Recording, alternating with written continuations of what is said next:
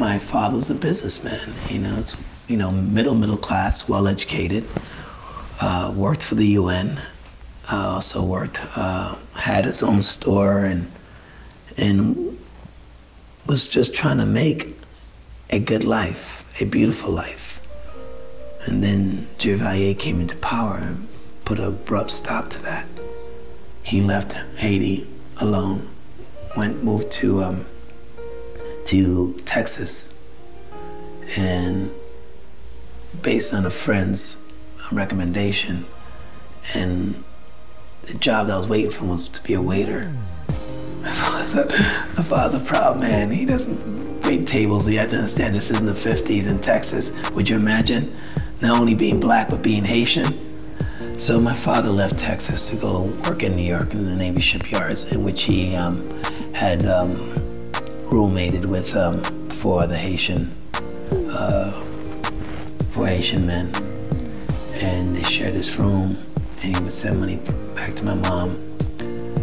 So we landed in March of 1965.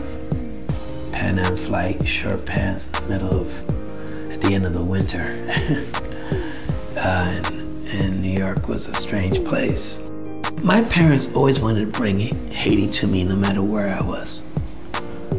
My parents, living in New York, there are many times when we went outside of our inner circle, outside La Belle Vie, when we ventured outside that beautiful garden and went into sometimes the ugliness of post-civil rights America.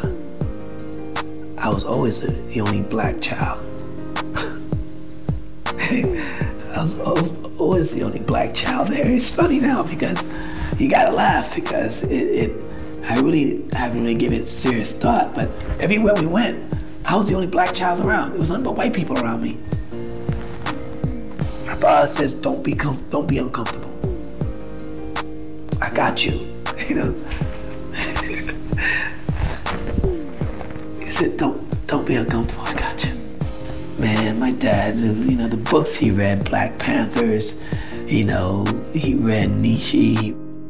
My father coined the phrase Little Haiti. It was during an interview with the Miami Herald.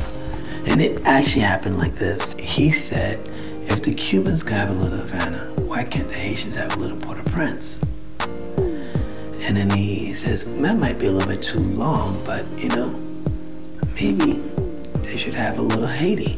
And that stuck. Subsequently, the year after, 80, 81, 82, we had a large influx of boat people to Miami. I remember Haitian immigrants come into our residence, our home, and requesting my father's help. My father used to take them in, house them, fill out the immigration forms, or get them odd jobs. It was like the Underground Railroad back then, He used to process all these people, and just give them a sense of identity and shelter and cultural refuge. This record store was where they could go home. I could see why my father stayed away so long, because he couldn't go back to that, because it would have killed him, because he couldn't shut up. He couldn't see people suffer.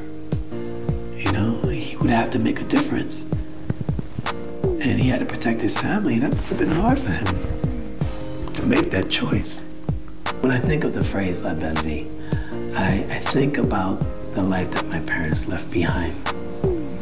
I think about the connection between the new life they're beginning in the United States and the culture that binds them back to their history, to their past. I think about La Belle Vie as it pertains to all the good things that my parents tried to instill in my own life. I think about loss. I think about gain. I think about family. But the good life is not always the easy life.